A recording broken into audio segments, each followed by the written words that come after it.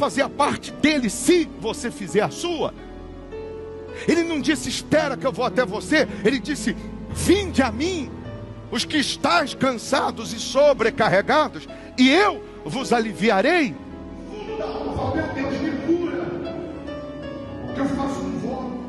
Você só vai saber se é verdade ou mentira o que nós estamos apresentando se você vir aqui e obedecer. E se você vir aqui e obedecer e tua vida não mudar, eu como a Bíblia, eu rasgo a Bíblia, eu vou servir os Espíritos.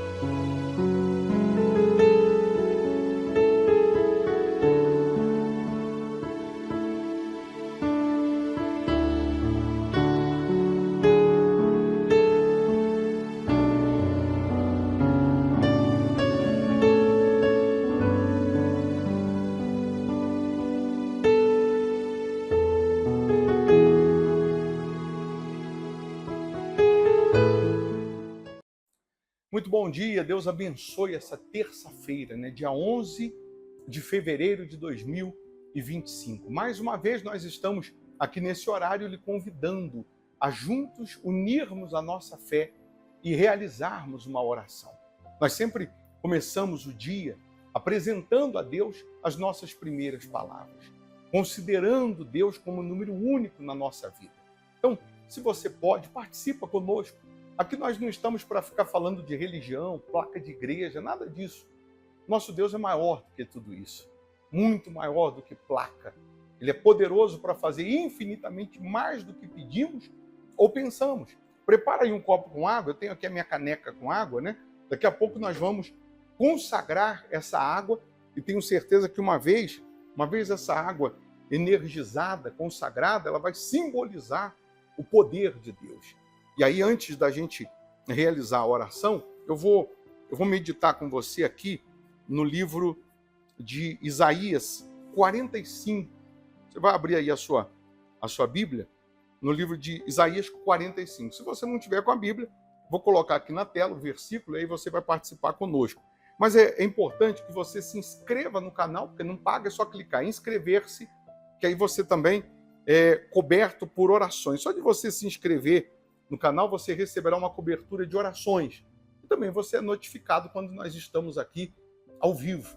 E aí você pode escrever na barrinha aí de comentários, escrever essa frase aqui, mas é escrever profetizando.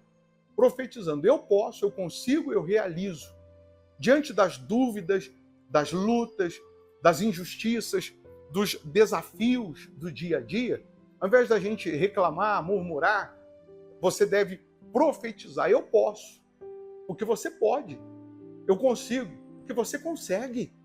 Eu realizo, você vai realizar. Em Deus você pode, em Deus você consegue.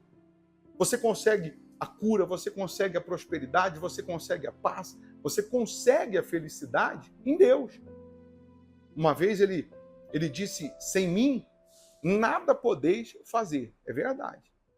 Nós não conseguimos ter a plenitude sem Deus, ter a presença dele, a paz, o poder dele manifesto sem ele.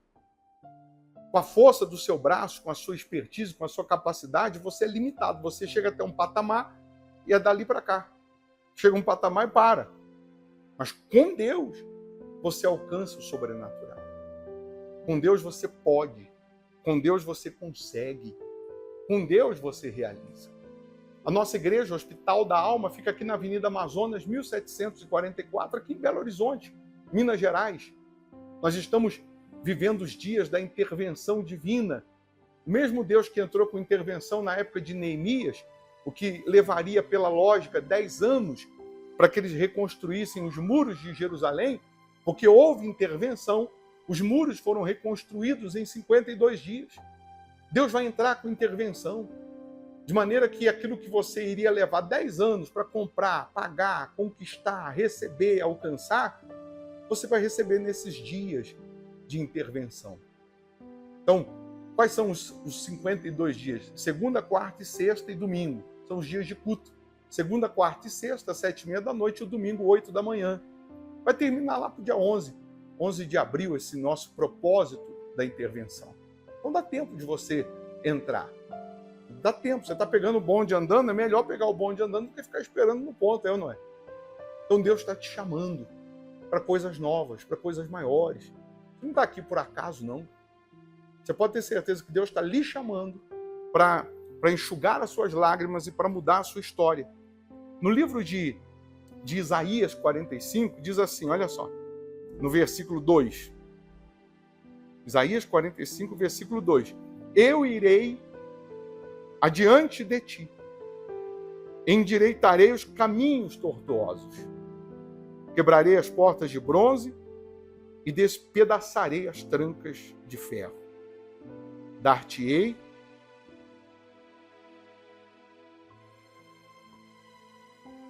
os tesouros escondidos e as riquezas encobertas, para que saibas que eu sou o Senhor, o Deus de Israel, que te chama pelo teu nome. Eu não sei o teu nome, mas Ele sabe. Ele está te chamando pelo nome. Ele está dizendo assim, deixa que eu vou na sua frente. Quando eu vou à frente, Ele está dizendo, eu endireito o que está torto. Se tem portas fechadas aí, Ele está dizendo, eu quebro as portas de bronze, que são mais resistentes. Eu despedaço as trancas de ferro. Para quê? Para lhe dar os tesouros escondidos, as riquezas encobertas. Deus, Ele quer operar na sua vida maravilhas. Só que Ele tem que ir à frente. Se você deixar Ele por último, você vai quebrar o nariz. Você vai sozinho, né? Na frente. Se você deixar Deus para trás, se você não colocá-lo como número único na sua vida, você vai estar sempre sofrendo, sempre padecendo. Mas se você deixar Deus te guiar, até o que é para dar errado vai dar certo. Pode ter certeza disso. Então, nesse momento, só de você se inscrever aqui no canal, você já vai receber uma cobertura de orações. Nós vamos orar agora. Pega aí uma água, um copo com água, só para servir de ponto de contato. Aí você vai dizer assim, alguém vai dizer assim, mas precisa. Deus precisa da água. Porque sempre tem um fanfarrão, né? Sempre tem um teólogo aí que nunca leu a Bíblia. Aí eu pergunto, precisava Jesus ter cuspido no chão, feito lama, passar nos olhos do cego, mandar ele se lavar? Aí ele foi, se lavou e voltou vendo? Sendo Jesus quem ele era, quem ele é. Era só ele soprar que o cego enxergar, mas ele usou um guspe como ponto de contato. Não é melhor água do que guspe? Honestamente, não é melhor água? Então a água vai servir de ponto de contato. Uma vez consagrada, ao beber dessa água, você vai receber saúde física, saúde espiritual. E um detalhe, não questiona a palavra de Deus, não. Não fica questionando. Questionando, que eu digo, é duvidando. Duvidando. Creia. Se você crê como diz as Escrituras, está escrito isso, se você crê como diz as Escrituras, do seu interior fluirá rios de água viva. Se você crê como você acha que tem que crer, ao teu modo, a sua vida vira um fiasco. Só aqui, né, entre a gente, e pode espalhar o que tem de crente, o que tem de gente crendo como ela acha que tem que crer, não como diz as Escrituras. Minha amiga, meu amigo, não está escrito no gibi. O que tem de crente, o que tem de pessoas crendo ao modo delas.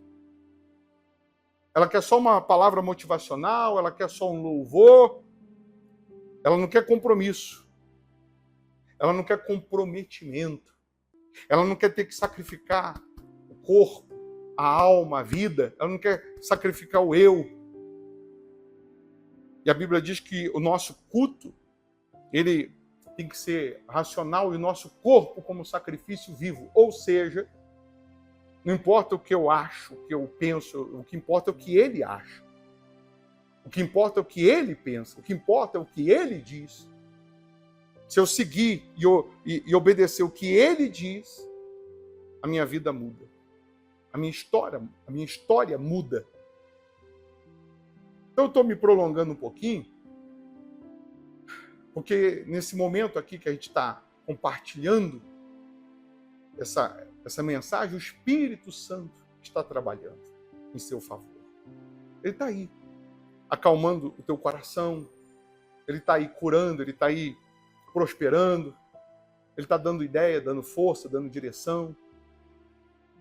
E tão logo você se comprometa a estar com ele, a permanecer com ele, você verá uma transformação da água para o vinho, porque ele transforma mente, ele transforma coração, a mente do seu filho está no vício, o coração do seu marido pedrificado, de um ente querido. Deus, ele transforma tudo. É só você se render a ele. Então vamos orar? Vamos falar com ele? Se possível, feche os seus olhos. Ó Deus,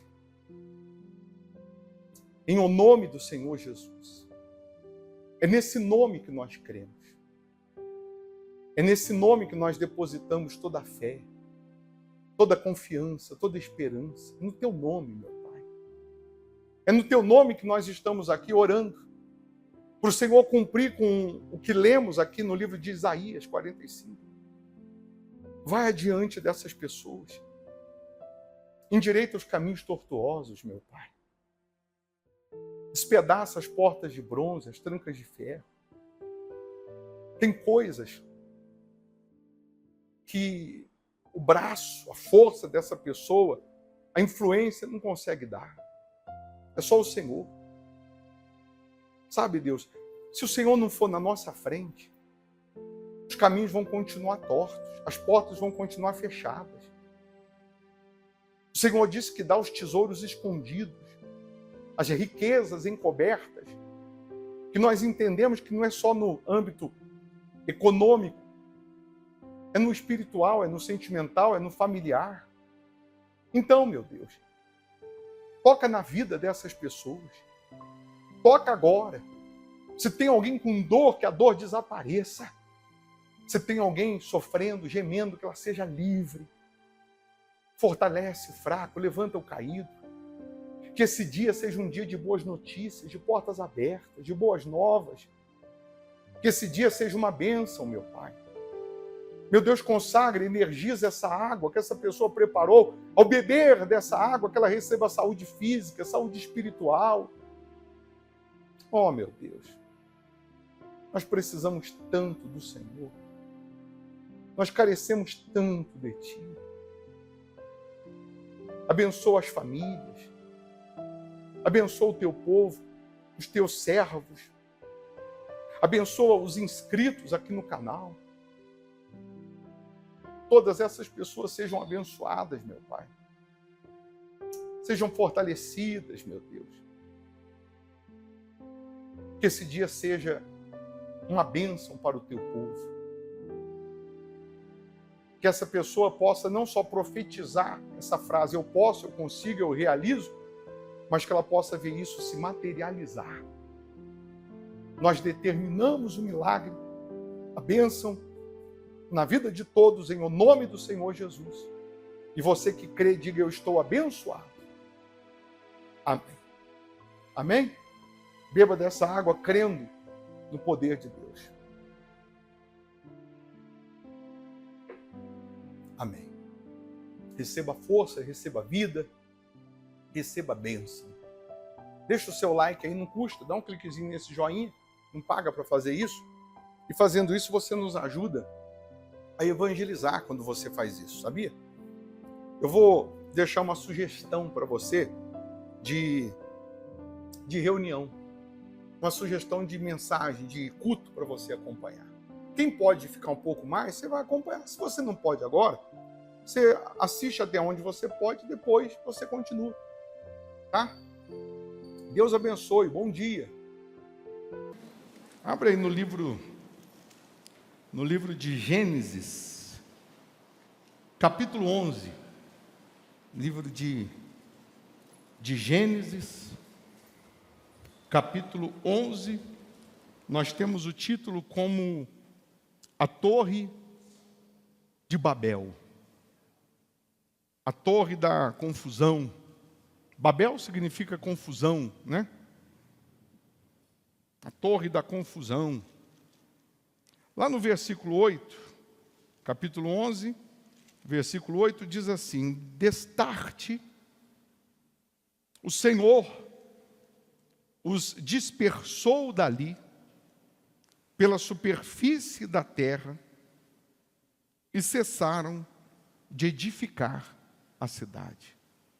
Destarte é assim, né? Assim, o Senhor os dispersou dali, pela superfície da terra, e cessaram de edificar a cidade.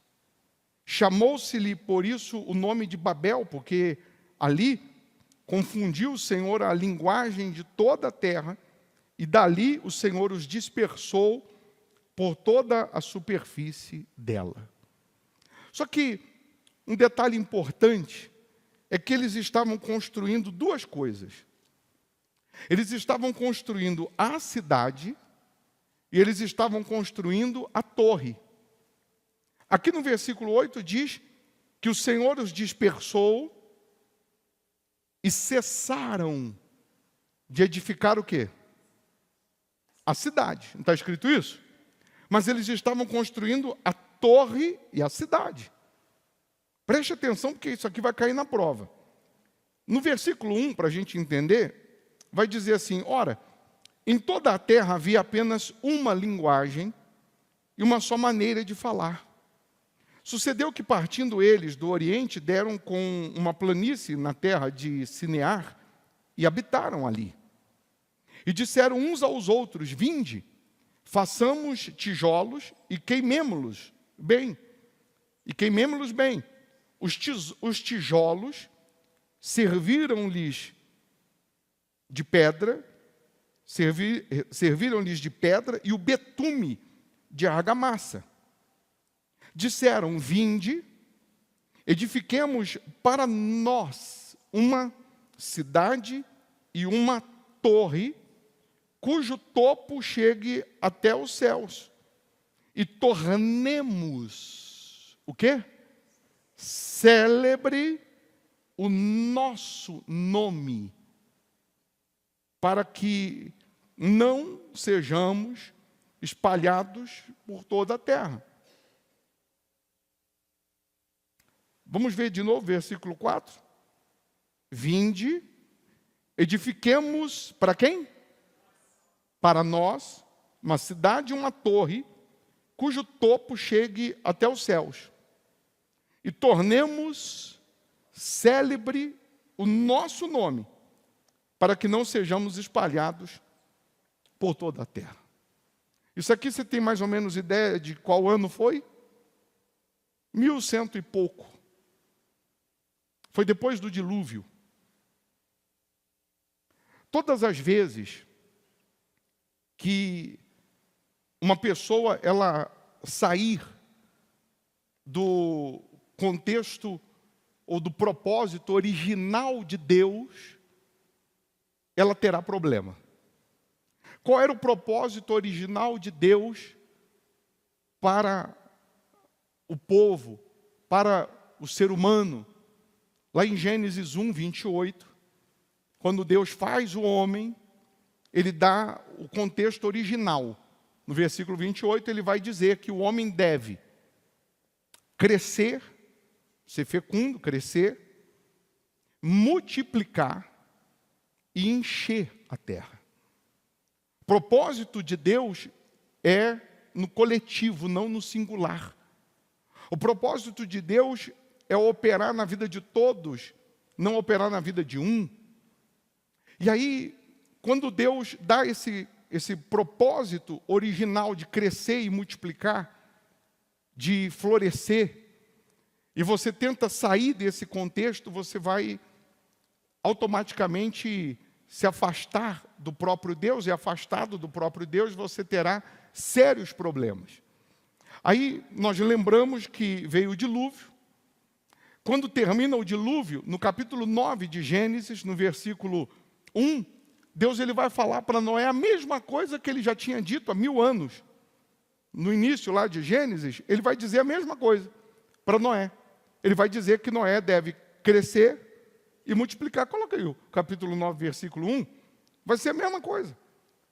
Ele repete o que ele disse lá em Gênesis 1, 28. Abençoou Deus a Noé e aos seus filhos. E lhes disse, sede fecundos, multiplicai-vos e enchei a terra. Propósito de Deus, eu estou repetindo para você gravar e entender, é que a palavra, a promessa, o poder, os milagres, não pare em mim, em você apenas, mas ele vai passar por mim. Nós só estamos aqui hoje, 2000 e poucos anos depois de Jesus, nós estamos aqui 6000 anos depois que depois que Deus faz o homem, porque a palavra, a promessa de crescer, multiplicar e encher, ela está se cumprindo, ela vem passando de gerações em gerações, de geração a geração, talvez não como Deus gostaria que fosse, porque é uma minoria que serve a Deus, infelizmente. Infelizmente, sempre foi assim, só tem 20 mil para comer pão, tem 20 mil.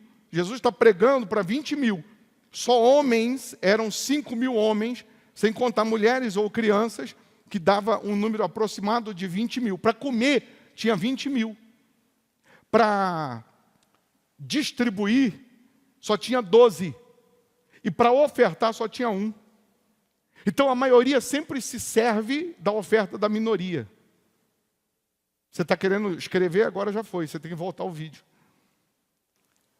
A maioria sempre se serviu do pão e o peixe, da oferta de uma minoria. Foi uma minoria que ofertou para que a maioria conhecesse. Eram só 12 discípulos. E hoje, quantos discípulos são? Era uma minoria.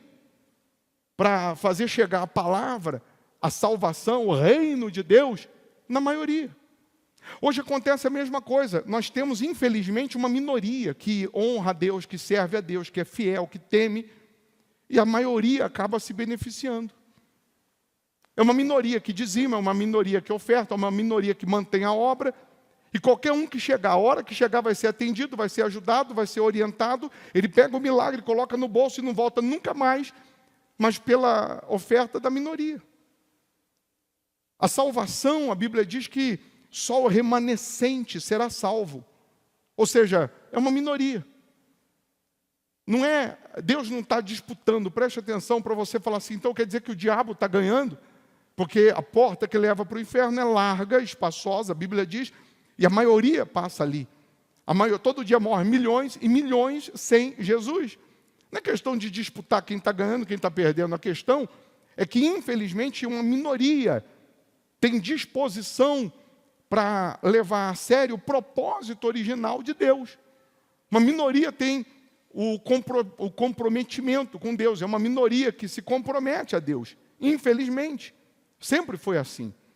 E aí, esse povo que sai do dilúvio, esse povo que se multiplica, né, que vai crescendo depois do dilúvio, porque o dilúvio só sobrou uma família pequena, é ou não é? Crescer e multiplicar. E aí esse povo vai expandindo, vai crescendo. Aí quando eles juntam ali uma cidade, um número satisfatório de pessoas, vem uma ideia na cabeça de um deles, um Nimrod da vida, e ele vai dizer assim, vamos fazer o seguinte, não vamos seguir o plano original de Deus, não.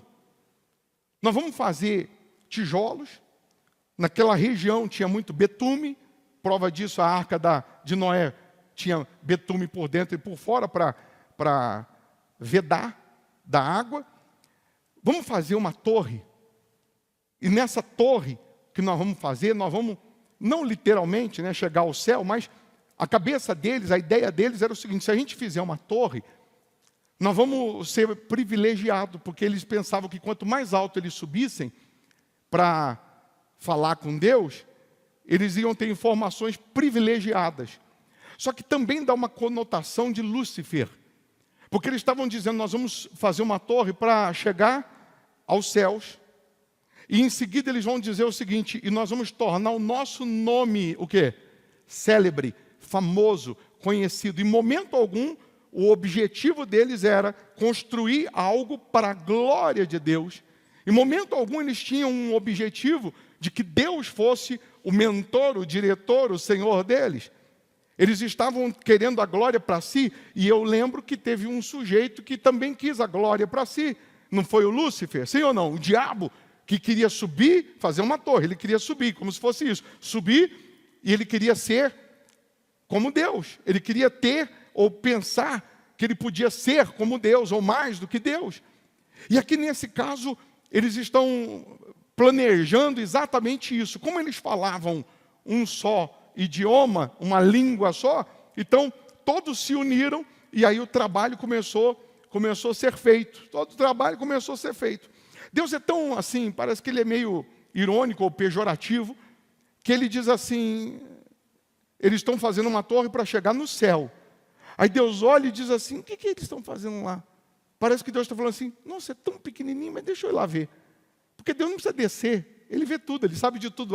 Mas a Bíblia faz questão de dizer que Deus desceu para ver o que eles estavam fazendo. Quer dizer, eles não iam chegar nunca. Daquele jeito não chegariam nunca. Deus desceu. E aí quando Deus desce, Deus diz assim, nós vamos dividir as línguas, colocar confusão de línguas, porque eu disse que eles tinham que fazer o quê? Crescer, multiplicar, espalhar por toda a terra. E eles estão fazendo o quê? Querendo ficar aqui e querendo ter monopólio. Aqui Deus quebra a ideia de monopólio. O que é um monopólio? Monopólio é muito bom para o dono do monopólio, mas é ruim para o consumidor. Ou seja, se você tem algo que é um monopólio, então você coloca o preço que foi, todo mundo é obrigado a comprar, porque só tem você. Quando tem vários concorrentes vendendo o mesmo produto, a ideia é que o produto seja mais barato, a ideia é que o produto tenha mais qualidade, porque é um concorrendo com o outro. Então, Deus aqui quebra a ideia de que não pode existir um monopólio, não pode existir muito poder na mão de poucos, porque esses poucos vão matar a maioria. É o que vem acontecendo, não sei se você percebe isso há muitos anos, em todas as épocas. Uns poucos querem ter o poder na mão e todos os outros vão ter que comer na mão deles. Vão ter que depender deles.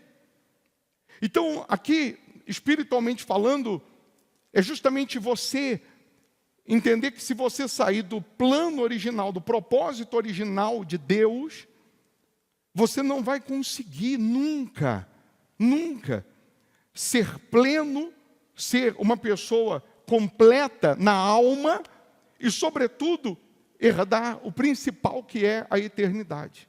O principal que é a salvação. É nessa hora que eles vão se espalhar, é nessa hora que um não entende mais o que o outro está falando. Eu peço tijolo, ele traz água, eu peço água, ele traz tijolo, e aí eles param de construir a cidade. A Bíblia não faz menção que eles param a torre. Claro, eu sei que literalmente a torre parou também. Eles se espalharam.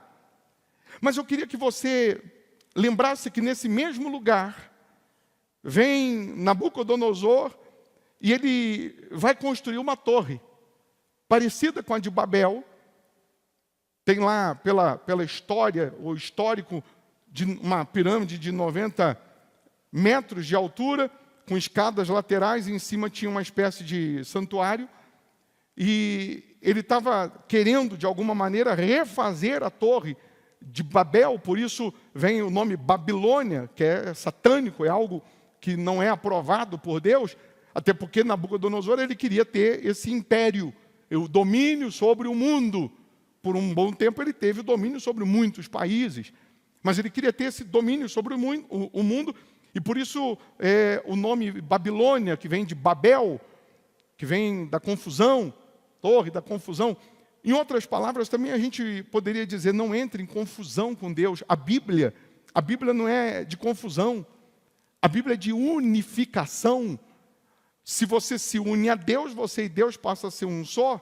Andarão dois juntos, se entre eles não houver acordo. Dá para Deus andar comigo se eu não estou de acordo com a palavra dele? Não, não dá.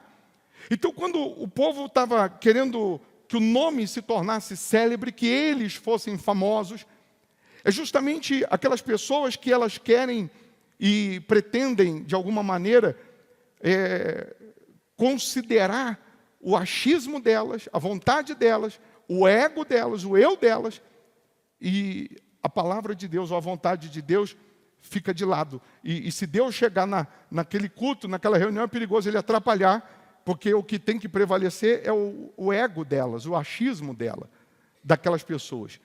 E aí, quando eu digo que a Bíblia faz menção que eles pararam de construir a cidade, não a torre, a gente vai para um lado espiritual. Quando o povo de Israel é levado escravo para Babilônia, lá na Babilônia, eu queria que você gravasse essa frase, o povo e a Babilônia, ou o diabo, vamos colocar assim, continuou construindo torres no coração de cada pessoa.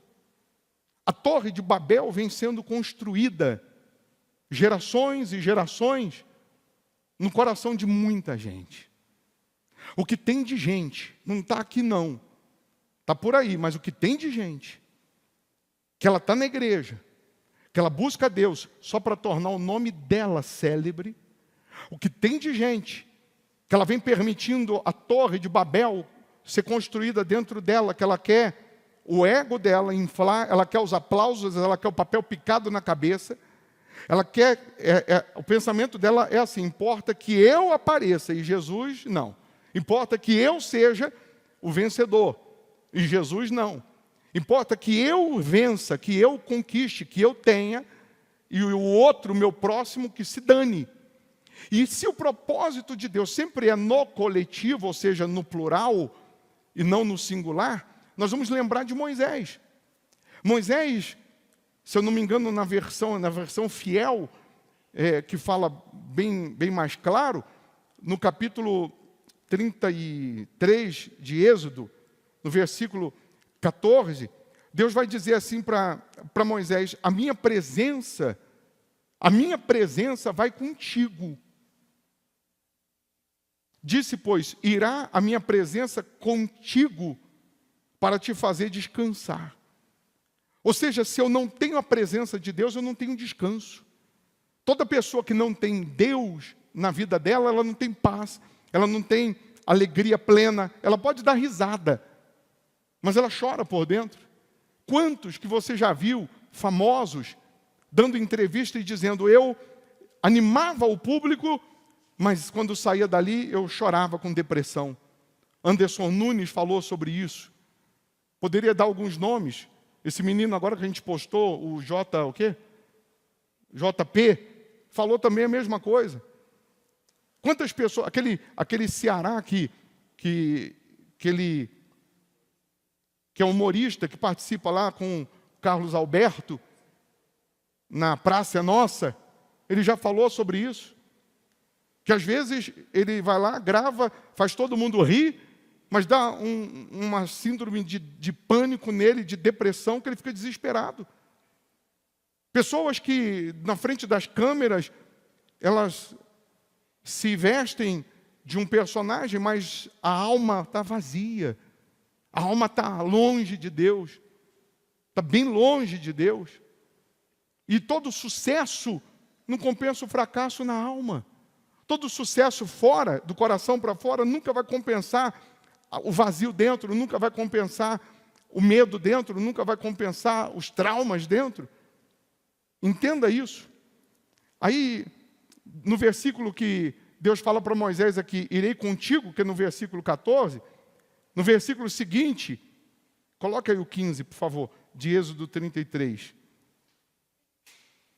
Então lhe disse, se tua presença, Moisés falando, se tua presença não fores com quem? Peraí, mas Deus falou no 14 o quê? A minha presença, Moisés, vai com você, no singular, contigo. Ei, Moisés, só eu e você, meu chapa. Fechamento, deixa os outros para lá, Moisés. Eu vou contigo, Moisés, tranquilo. Aí olha o que Moisés responde. Se tua presença não fores conosco. Não é só comigo, não. Eu não quero só para mim, não, Deus. Eu quero para todos. Eu quero para esse povo. Se a tua presença não fores conosco, não nos faça subir daqui. A conversa de Moisés com Deus é que Deus está tão injuriado porque o povo, tão incrédulo, só reclama, murmura. E aí Deus chega para Moisés e fala, Moisés, é o seguinte, eu vou matar o povo. Também estou cansado desse povo, eu vou dar fim neles. Aí Moisés vai falar para Deus, não, o senhor não pode fazer isso não. Se é outro no lugar de Moisés, se é uns 2 ou 3 aí que eu conheço, ia dizer, tá ligado, fechou, mata mesmo. Vamos ficar só nós 2. Sim ou não? Se uns 2 aí que eu conheço, e Deus chega e diz assim, fulano, é o seguinte, eu estou cansado desse povo, esse povo só reclama, só murmura. Sabe, eu estava pensando aqui, eu vou matar todo mundo. Se é uns 2 aí que eu conheço, ia falar assim, agora, mata essa praga mesmo, mata, porque também não aguento não. É só para mim e para o senhor, vamos ficar só nós 2. Egoísta, egocêntrico. Deus nunca quis matar o povo. Deus só estava procurando alguém que se preocupasse com o povo. Deus só estava procurando alguém que sentia a dor do povo, que tinha empatia pelo povo, que se o povo chorasse, ele chorava, se o povo ria, ele também ia rir. Porque eu não sei se é num para-choque de caminhão ou na Bíblia, que diz que se um membro do teu corpo padece, o corpo inteiro padece. É no para-choque de caminhão? Ou é no 1 Coríntios 12, 26? Se um membro do corpo padece, todo o corpo padece. Se uma unha encravar do seu dedinho, o corpo inteiro sente, não sente? Sim ou não? Ou você vai lá, encravou, vou cortar o dedo fora. O corpo todo sofre. Se você comer uma comida aí estragada, bate lá no estômago, o estômago dá uma reviradinha, a cabeça sente na hora, começa a rodar, começa a doer, o corpo inteiro começa a padecer. E por que você, irmã, irmão, quando você vê um membro do corpo de Jesus, de Cristo, você vê uma pessoa que se afastou, pecou, falhou, se distanciou, por que você condena? Por que você joga pedra? Por que você não padece junto? Por que você não ora? Por que você não pede, Deus, tem misericórdia? Por que você não faz o papel de Jesus, ou do homem de Deus, ou da mulher de Deus, de ser no plural e não no singular? Por que você não sente a dor do próximo? Porque está faltando Deus em você. Cuidado, para você não estar no lugar, ou não ser como aqueles homens da Torre de Babel, que só pensavam em si, que só queriam para si, que era só no singular. Cuidado, para você não ter nome de que vive e está morto espiritualmente. Cuidado, porque se você é aquela pessoa que só se preocupa no singular, você só vê o ego, o eu, o para mim, e não para o próximo, você não tem essa empatia. Cuidado, porque está faltando Jesus aí, está faltando Deus. Eu queria que você entendesse que o Evangelho não é simplesmente para suscitar, para levantar heróis, mas o Evangelho é principalmente para restaurar os vilões, para restaurar aqueles que ninguém dão nada, que ninguém acreditam. Você quer fazer o papel do homem de Deus, da mulher de Deus? Se você conhece alguém que está quebrado, arrebentado, alguém que já serviu a Deus, alguém que já andou com Deus e está todo destruído, está todo mundo apedrejando, chama essa pessoa para tomar um café com você. Chama essa pessoa para almoçar, chama essa pessoa para sentar à mesa com você, e no sentar à mesa, faz o que Jesus ensinou, que é o partir o pão, o repartir o pão. Talvez essa pessoa, você chamando ela para perto, ela vai dizer, não, mas em outras palavras, eu pequei, eu virei as costas para Deus, e aí você vai fazer o papel do servo de Deus, mas Deus não virou as costas para você, mas Deus não se distanciou de você. Você vai fazer o papel do servo. Se essa pessoa não quiser, você fazendo tudo isso, você está fazendo o papel, amanhã ela vai dizer, pelo menos o fulano, a fulana, ela refletiu a imagem de Jesus para mim. Ao invés dela ir lá nas redes sociais e apedrejar e condenar, porque é assim que muitos fazem hoje, né? Nas redes sociais eles apedrejam, eles jogam pedras, eles julgam, são os abutres, são os apedrejadores que deveriam estar estendendo a mão, estão apedrejando, e se dizem crentes, e se dizem de Deus, se julgam mais santos, se julgam mais salvos, se julgam mais de Deus. Então, eu estou tentando fazer você entender, o Espírito Santo está fazendo a gente entender que o reino de Deus, o servir a Jesus, o andar com Jesus é muito mais do que placa de igreja, do que religião. Tem gente que ela conversa com outro, você também serve a Deus, sirvo, irmão, sirvo. Aí dependendo da placa da igreja dele ou dela, essa pessoa já não conversa mais, já não anda mais. Não, então não vou falar com você não posso falar com você não. Ué, eu não entendi.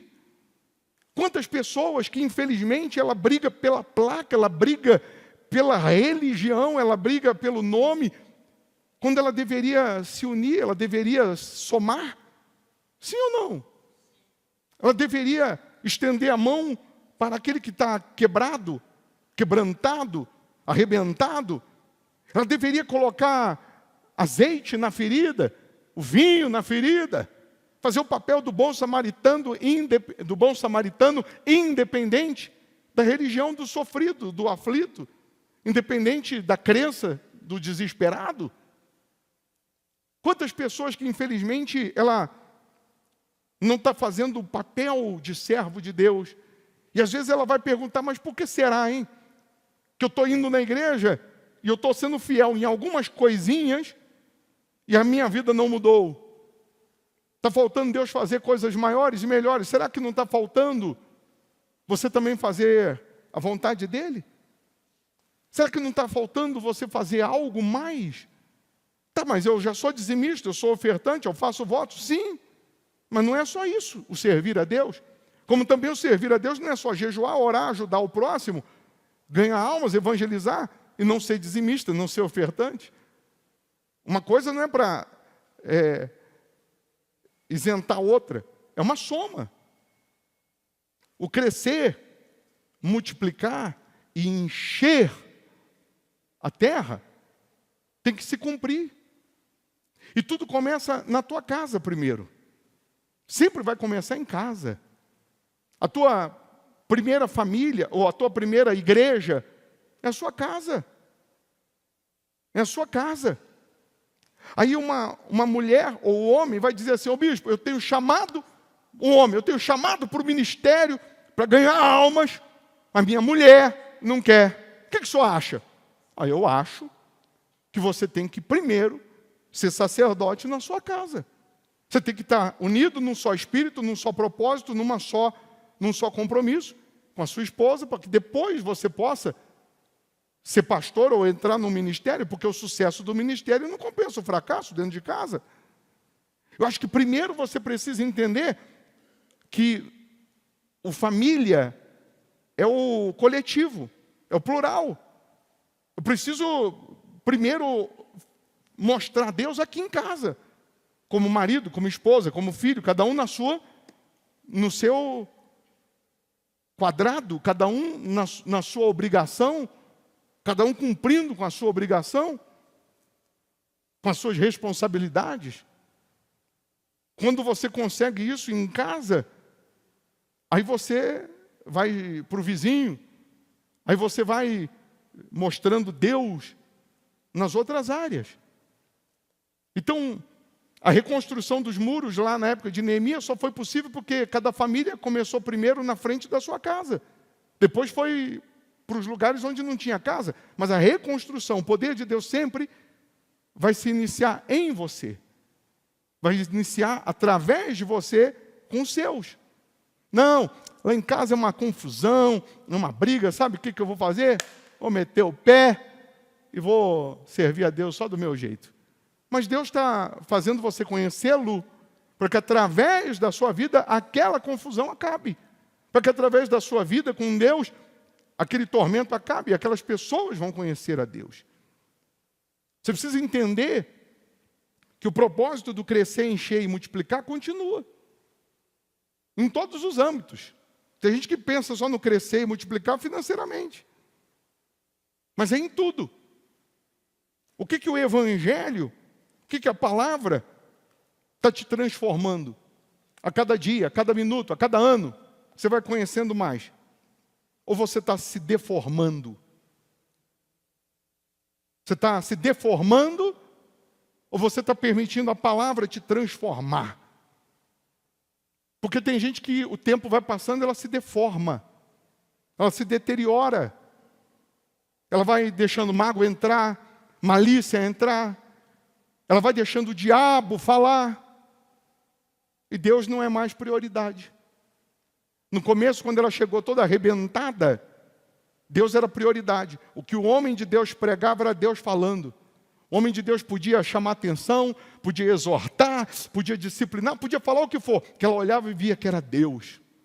Agora que as feridas estão cicatrizadas, agora que ela já melhorou um pouquinho, aí o que o homem de Deus está pregando não é bem assim, não é bem dessa maneira, não é bem desse jeito. Agora já não, ela já começa a achar que tem que ser do jeito dela, da maneira dela. Não é mais Deus que fala. E aí, repito, quando você sai do plano original, você que sofre, você que padece. Então Deus está falando com quem saiu do plano original para voltar. Deus está falando com quem está no plano original para não sair. Deus está falando com cada um que não estão cumprindo a missão para que possa cumprir. Para que possa cumprir. Você conhece alguém que é aquele corpo doente? Vai atrás dela, ora por ela, chama ela, conversa com ela.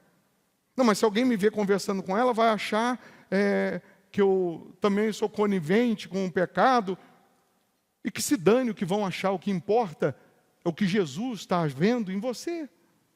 Você está fazendo a sua parte. De homem de Deus, de mulher de Deus. Jesus era chamado de amigo de pecadores. Porque ele vivia onde? No meio dos pecadores. Para quê? Para pecar? Para salvar. Para mostrar a diferença.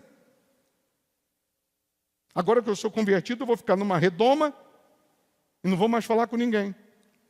Não, é agora que você tem que falar e mostrar Jesus. Sim ou não? Eu sei que o tempo já está esgotando, mas nós vamos continuar falando mais no domingo, 8 da manhã, e vamos ter Santa Ceia. Filipenses, para terminar, Filipenses... Puxa vida, rapaz.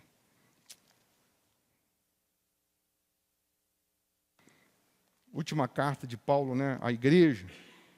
Depois ele foi para a prisão, eu sei. Filipenses 3, versículo 10. Sabe o que Paulo vai dizer assim? Última carta de Paulo. Ele vai dizer assim: eu quero conhecer o poder da sua ressurreição, falando com Jesus, e a comunhão dos seus sofrimentos. Aí eu fico pensando, peraí, Paulo já tinha ido ao terceiro céu. Paulo já tinha visto, ele mesmo fala, coisas inefáveis, que nem ouvidos ouviram e nem olhos já viram e nunca penetrou em coração humano o que ele viu. Ele viu o Apocalipse, ele viu Jesus na glória.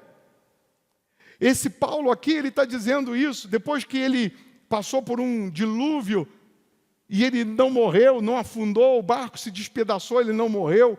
Paulo, ele teve experiências gloriosas com Deus e agora ainda assim, ele está dizendo, eu quero conhecer mais. Eu queria mais. Eu estou dizendo que a sede, a vontade de querer conhecer mais e de buscar mais, ela nunca pode acabar. Ela só vai acabar mesmo, no bom sentido, na eternidade, porque lá nós vamos conhecer tudo.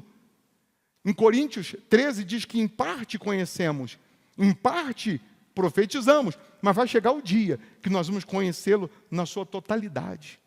Em parte nós conhecemos, em parte a gente só profetiza, a gente diz, olha, as ruas vão ser de ouro, a cidade santa é assim, mas vai chegar o dia que nós vamos conhecer na sua totalidade, na sua glória. E para esse dia acontecer, a gente tem que hoje estar fiel a Ele, estar de acordo com a palavra dEle, honrando Ele, sendo fiel em tudo. Então não se afaste, não se distancie, não abandone a fé, não troque Jesus pelo ego, pelo orgulho, não deixe o orgulho te matar. Orgulho é princípio de Lúcifer.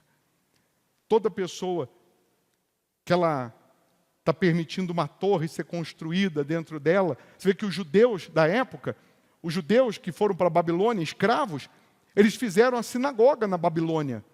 A primeira vez que você vai ver o nome sinagoga na Bíblia, foi lá na Babilônia, está lá em Crônicas. Esdras fez a sinagoga, a igreja, para o povo judeu, o povo de Deus, adorar a Deus. Tinha a Torá, que é o Pentateuco, os primeiros 5 livros da Bíblia. Tinha lá na sinagoga, tinha adoração, tinha palavra, tinha busca a Deus igual era no templo de Salomão. Só não tinha uma coisa, sacrifício. Babilônia não autorizava sacrificar animais. O povo judeu são os melhores negociantes, financeiramente falando. O povo aprendeu a negociar, sabe onde? Os judeus, na sinagoga. Eles aprenderam a negociar e desaprenderam a sacrificar. Aprenderam a ser negociantes. A sinagoga, repito, tinha adoração, tinha palavra, só não tinha oferta de sacrifício. Não tinha altar. Altar para sacrificar. Deus está dizendo, constrói uma torre não, para você subir no pedestal dela não, para você se vangloriar não. Constrói altar. Coloca a vida no altar. Tenha comunhão no altar. O povo aprende a negociar e desaprende a sacrificar. O povo aprende a negociar e desaprende a sacrificar. A sinagoga na Babilônia tinha adoração, tinha palavra, mas não tinha sacrifício. Ei, uma música gospel, um versículo motivacional gospel não vai te salvar não. Se não tiver vida no altar, fidelidade no altar, sacrifício, fidelidade no dízimo, se não tiver comprometimento, não tem salvação. Não tem salvação. Cuidado. Eu poderia ser um motivacional, uma pessoa, um coach motivacional, dando só versículo isolado, só mensagens lindas. Você ia me amar, porque não tem oferta, não tem sacrifício. Porque toda vez que toca no bolso, toca no ego, toca na torre de Babel, toca no orgulho, toca no apego a dinheiro. Aí eu venho só com mensagem linda, você vai vencer, vai dar tudo certo, tudo certo, tudo certo, tudo certo, e sempre. E não tem sacrifício, não tem vida no altar. A princípio, meu nome ia ficar célebre. Você ia me amar, curtir, comentar, que maravilha. Você ia até chorar na palavra. Só que se você morre assim, sem eu ter falado para você do inferno, sem eu ter falado do reino de Deus, sem eu ter te mostrado o que é evangelho, sua alma é cobrada das minhas costas. Se você está vendo alguém que está indo para o inferno e você não avisa, a Bíblia diz que se ela for para o inferno, se ela sofrer, o sangue é cobrado de você. Ao passo que se você falar e ela não ouvir, e ela for para o inferno, o sangue não é cobrado das suas mãos. Então, a gente está numa era que a sua maioria, as pessoas só querem a palavra, a adoração da sinagoga, a palavra linda, bonita, lá na Babilônia, mas não querem ouvir sobre sacrifício, sobre dízimo, porque a torre de Babel continua sendo construída dentro de muitos. Derruba essa torre e permita um altar. Volta para o altar se você saiu, e se você nunca esteve, construa um. Vê aí, capítulo 9 de Gênesis, que Deus fala para Noé crescer e multiplicar. Vê o capítulo 8, versículo 20, antes de chegar no 9. Antes de chegar no 9, Noé sai da arca, e versículo 20 do capítulo 8 de Gênesis diz: levantou Noé, o quê? Um altar. Foi uma torre? Um altar ao Senhor. E tomando de animais limpos e de aves limpas, ofereceu holocausto sobre o altar. Aí no 9, Deus faz uma aliança com Noé e diz: crescei, multiplicar e enchei a terra. Aí Deus vai dizer assim: eu não vou mais matar ninguém com dilúvio. O sinal da minha aliança é toda vez que você vê um arco no céu, é o sinal da minha aliança, que é só metade, né? Porque a aliança de Deus com o homem é só a parte dele, metade da aliança. A outra parte da aliança tem que ser do homem. Deus faz a dele, eu tenho que fazer a minha. Cada um tem que fazer a sua. Amém? Feche os seus olhos, sentado mesmo, e diga: meu Deus, obrigado, porque eu quero obedecer a tua voz, fazer a tua vontade. E se porventura tenha a carne, o meu ego, o meu eu querendo prevalecer, que ele seja sepultado, que ele morra, e que prevaleça a tua vontade em mim, em nome de Jesus. Amém.